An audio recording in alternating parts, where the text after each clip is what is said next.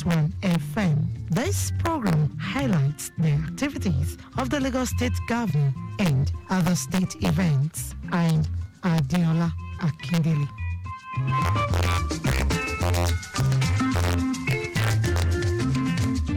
In the highlights of the program today, Governor Sanwo-Olu urges contractor to ensure groundbreaking of 4th mainland bridge in March.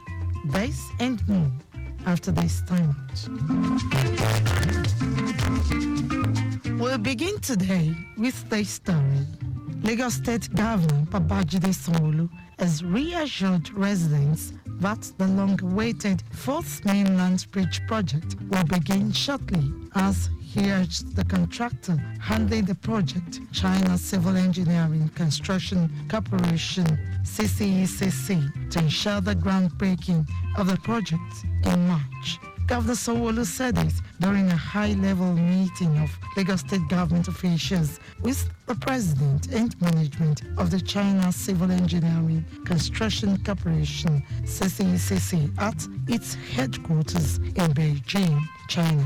The governor said his administration is committed to the delivery of the 4th mainland bridge, noting that the legacy project is his government's commitment to enhancing transportation for millions of Lagos residents. Meanwhile, Governor Sanwo-Olu has taken a trip from Beijing to Dalian, a city famous for its aquatic products and a coastline of about 1,900 kilometers in the northeast of China. The governor also visited the famous Dalian Urban Planning Exhibition Center in Xiangang District.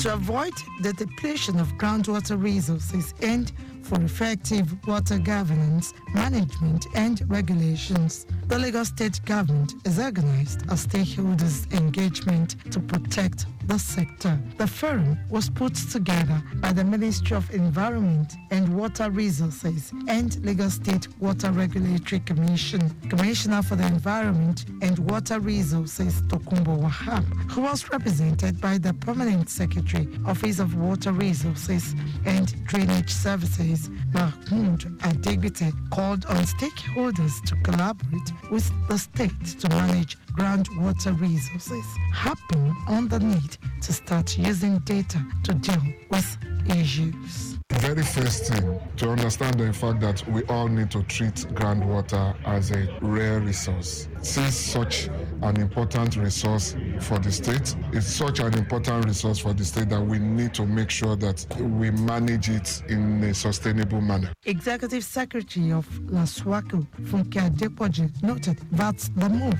was necessary to ensure regulations are adhered to and enforcement will be strengthened to allow total compliance by all stakeholders to safeguard the environment. While speaking to the socio-economic impact of unregulated groundwater abstraction and sedimentary terrain, a case of Lagos State, a professor from the University of Agriculture, Abeokuta, Olufemi Idowu, described the engagement as an opportunity to take informed decision and a trajectory to promote sustainable development. According to him, if groundwater is not regulated with increasing population overexploitation, water quantity will diminish. The Commission has to put a lot of things in place in order to be able to ensure that the guidelines are effective. It's not enough only to put guidelines in place, but they must be ensured that they are effective so as to meet the purpose for which they were put in place. And one of the ways is kind of forum that they have been organized. And then the need to make the people understand that this for their own benefit. The event had in attendance representatives from the academia, regulators, private sector, civil society organizations, United Nations Global Impact, among others.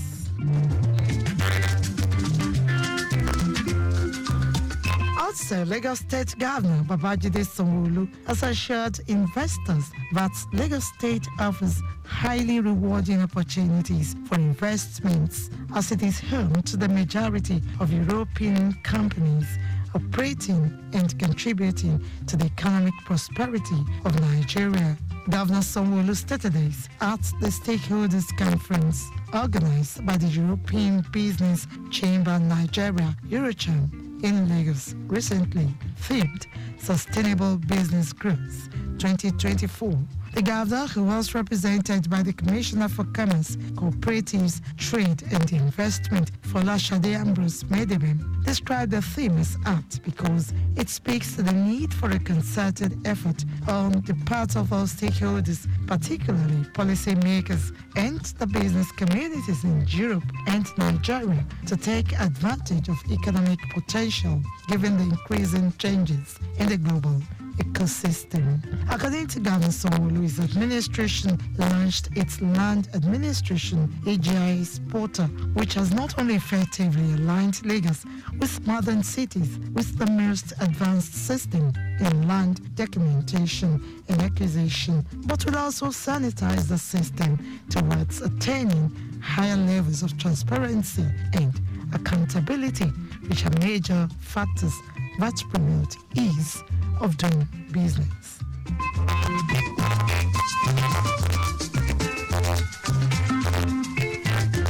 Away from that story, Lagos State government has expressed its willingness to expand its relationship with the Netherlands in different sectors, especially the agricultural sector, to ensure food security in the state. Deputy Governor Bafemi Hamzat stated this while receiving the Netherlands Minister of Foreign Trade and Development Cooperation, Geoffrey van Leeuwen, and his contemporary in migration, Eric van de Boer, at his official residence in Osborne, Ikoyi. Hamzat, who spoke on behalf of Governor Babajide Sanwo-Olu, said the bilateral relationship has existed between Nigeria and Netherlands for many years.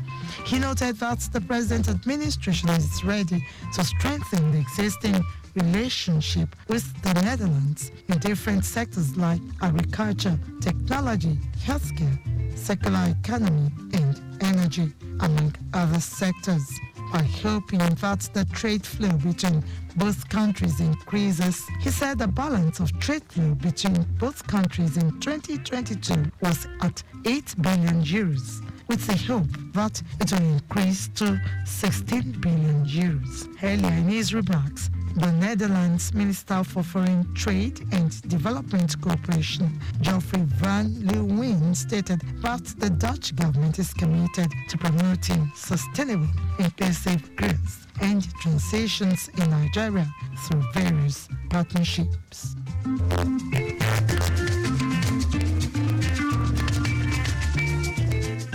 250 facilities have been sealed by the Lagos State Environmental Protection Agency, LASEPA, in the past few weeks for flouting environmental regulations in the state. General Manager LASEPA, Babatunde Ajayi, stated this in a keynote address delivered while declaring open an environmental competence and capacity building course for stakeholders in the environment sector. Ajayi noted that under the administration of Governor Babajide Sanwo-Olu, the agency will step up its regulatory and enforcement measures to create a sane and stable environment in the state. The LASEPA boss, who expressed optimism on the positive impact of the training for environment consultants as partners with government, also hinted that conversations around demolition and construction pollution will kickstart to sensitize stakeholders across the state. So LASEPA has consistently, over the years, been very keen on fulfilling the SDG mandates, and we have shown our strides in different areas. Currently, with the current administration, we are very keen on improving air quality, which is one of the major mandates of the SDG, and a few other things, in the environment. So we are more than ready, and we have shown workings, we have shown our efforts for the past few weeks. You have clearly seen air quality data being churned out. We are doubling up on that. One of the facilitators, an environment enthusiast, Omowumi Kola Lawal, noted that the training is apt as Africa is vulnerable to climate change and there is need for customized approach towards tackling environmental issues and risk management. We should make sure that we have a customized approach to addressing environmental and social issues. We should make sure that we understand what it means to be African. It is not African to not to protect the environment. It's not African not to be sustainable. And we know we should push what our values are and come up with solutions that can help us protect what we really, really love and value, which is our environment. Over 100 environment consultants converged on Ikeja for the training with different facilitators addressing critical issues affecting the environment. And finally, on the program today, Lagos State Governor Babajide Sanwo-Olu has congratulated the Super Eagles of Nigeria for advancing to the final of the ongoing Africa Cup of Nations AFCON in Cote d'Ivoire. Governor Sanwo-Olu, in a statement issued by his Chief Press Secretary, Boyega Koshile, commended the Super Eagles for beating the Bafana of South Africa 4-2 on penalties kicks after the two sides played for 120 minutes on Wednesday. He said the Super Eagles fought gallantly to advance to the final of the Africa Cup of Nations, noting that the victory over South Africa is a testament to the determination, resilience and commitment of the Super Eagles to winning the AFCON Cup. Governor Sanwo-Olu implored Nigerians, especially Lagos residents, to come out in their millions to share support and solidarity to the Super Eagles during the final game at the Mobolaji Johnson Sport Arena and 26 other viewing centers across the state on Sunday. And with that story, we conclude this week's edition of Lagos Update, a program that highlights the activities of the Lagos State Governor and other state events. You can follow us and like all our various social media platforms: X, formerly Twitter, Lagos Traffic 961, Instagram, Lagos Traffic Radio 961. Watch us live on Facebook, Lagos Traffic Radio 96.1 FM. On YouTube, subscribe and watch all the previous programs and news on our channel, Traffic Radio 961. You can as well follow me on my X handle at Adeola Akindele 1, at Friends at Adeola Akindele. Thanks to my producer, Babatunde Akemi, and studio engineer, Oyeshola Ola, with support from the social media team. The executive producer is Tayo Akule. I'm Adeola Akindele. Next week is another date. Stay blessed and stay safe.